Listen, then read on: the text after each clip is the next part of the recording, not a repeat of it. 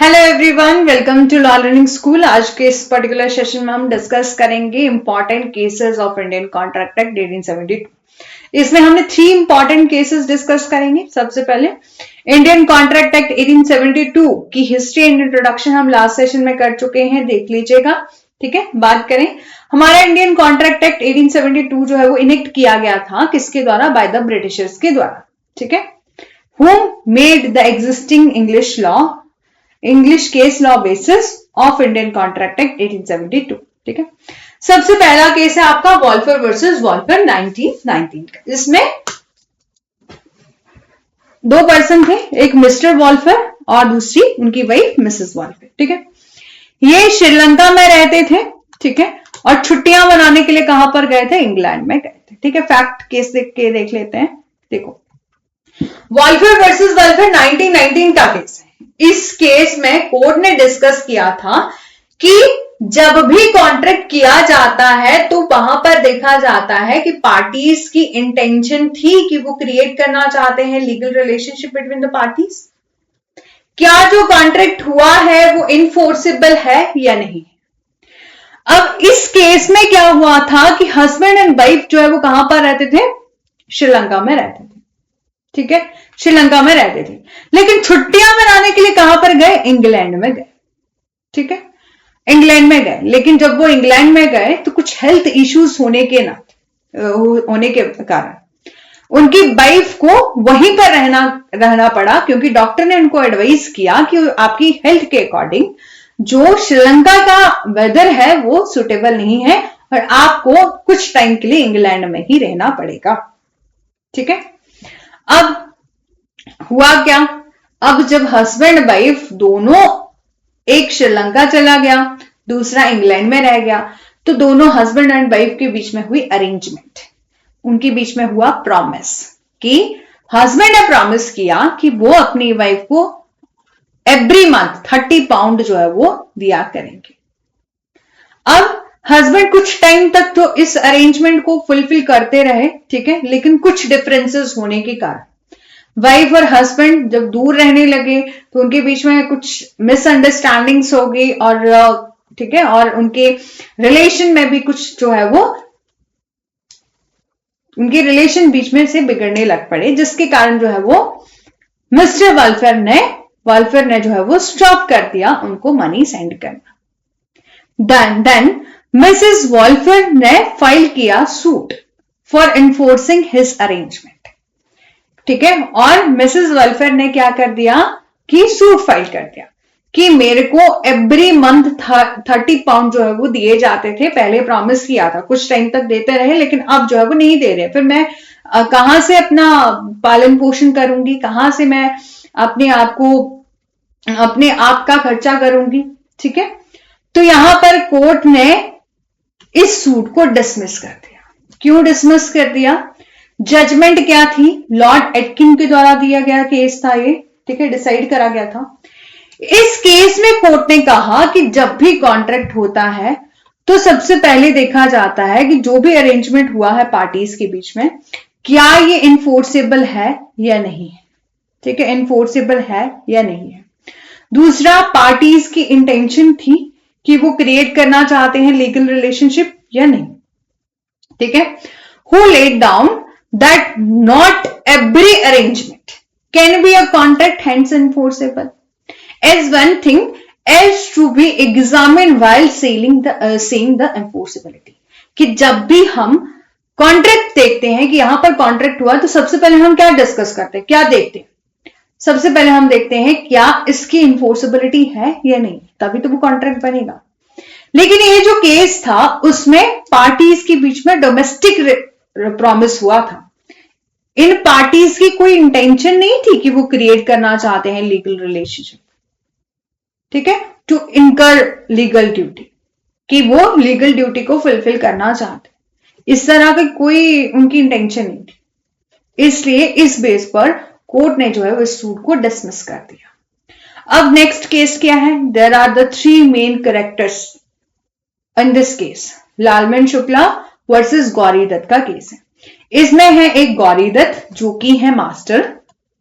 ठीक है, एक है नेफ्यू और लालमन शुक्ला है सर्वेंट। हुआ क्या कि लालमन शुक्ला वर्सेस गौरी दत्त 1913 का केस है। इस केस में क्या हुआ, प्लेंटिफ कौन है, लालमन शुक्ला जो कि सर्वेंट है, डिफेंडेंट कौन है, गौरी दत्त जो कि मास्टर है। ठीक है, फैक्ट क्या थे इस केस के कि जो नेफ्यू है, किसका डिफेंडेंट, गौरी दत्त का नेफ्यू है, वो खेलते खेलते कहीं चला गया और गुम हो गया। ठीक है, कहीं चला गया, नहीं मिल रहा था। अब गौरी दत्त ने अपने सर्वेंट को कहा कि मेरे नेफ्यू को ढूंढ के लेके आओ। ठीक है, गौरी दत्त तो चले गए।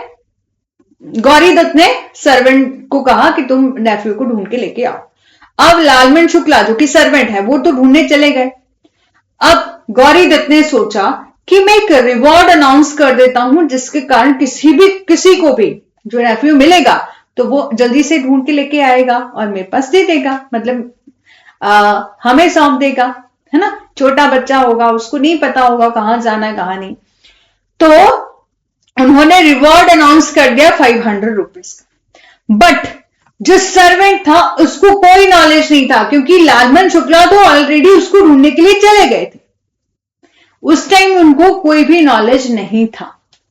ठीक है, लेकिन जब वो उसको ढूंढ के वापस लेके आए तो उनको बाद में पता चला कि मेरे मास्टर ने 500 रुपीज जो है वो रिवॉर्ड अनाउंस कर दिया। ठीक है, प्रीवियसली उन्होंने अनाउंस कर दिया है गौरी दत्त। तो इस बेसिस पर उन्होंने डिमांड करा गौरी दत्त से कि मेरे को 500 रुपीज जो है वो दिए जाए, लेकिन गौरी दत्त ने रिफ्यूज कर दिया उस रिवॉर्ड को देने के लिए, और लालमन शुक्ला ने इस रिवॉर्ड के लिए फाइल करा एक सूट, लेकिन कोर्ट ने डिसमिस कर दिया ये सूट।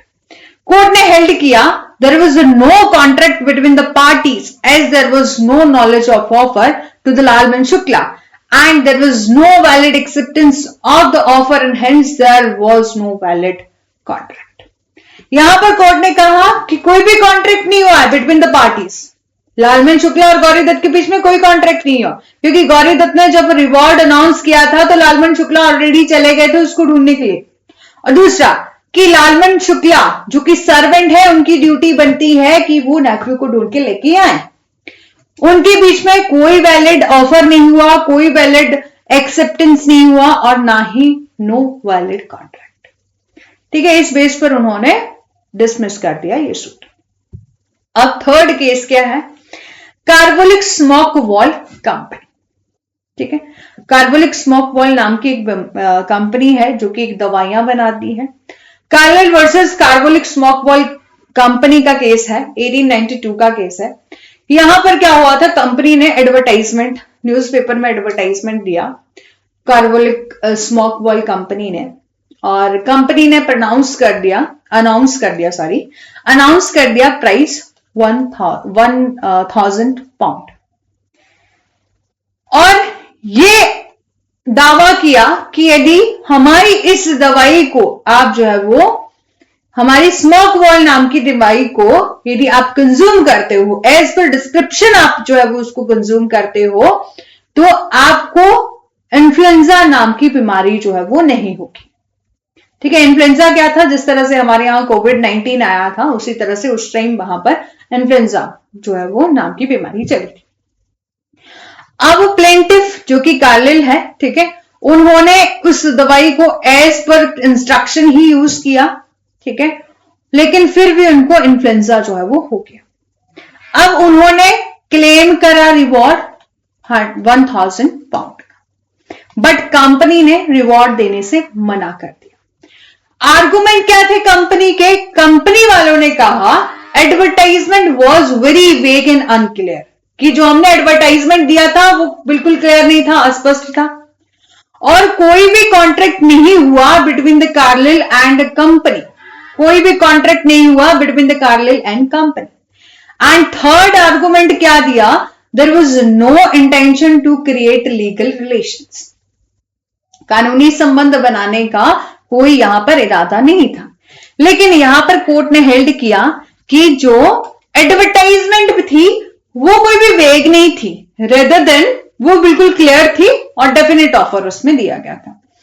जो यहां पर जो एडवर्टाइजमेंट दिया गया था वो जनरल ऑफर का था, क्योंकि आप अपने ऑफर को पब्लिक एट लार्ज तक पहुंचा रहे हैं। और इन सब केसेस में कभी भी जब जर्नल ऑफर किया जाता है तो कोई भी पर्सन जिसको वो ऑफर समझ आ रहा है और वो पर्सन यदि फुलफिल कर रहा है कंडीशन को एज पर ऑफर, तो वहां पर ऑटोमेटिक जो है वो कॉन्ट्रैक्ट बन जाता है। हाउएवर फुलफिल कर रहा है वो condition of journal offer, give an implied acceptance. तो हम मानते हैं कि यहां पर इम्प्लाइड एक्सेप्टेंस हुई और इस केस में प्लेंटिफ ने फुलफिल करा है कंडीशन ऑफ ऑफर को, और यहां पर पार्टीज की इंटेंशन थी कि वो क्रिएट करना चाहते हैं legal relation. Can we infer from the amount being deposit, और आपने उस इंटेंशन को शो करते हुए ही 1000 पाउंड जो है वो पब्लिक बैंक में डिपॉजिट करवाए थे। ठीक है, इसलिए performance of condition of offer क्या है, एक वैलिड एक्सेप्टेंस है।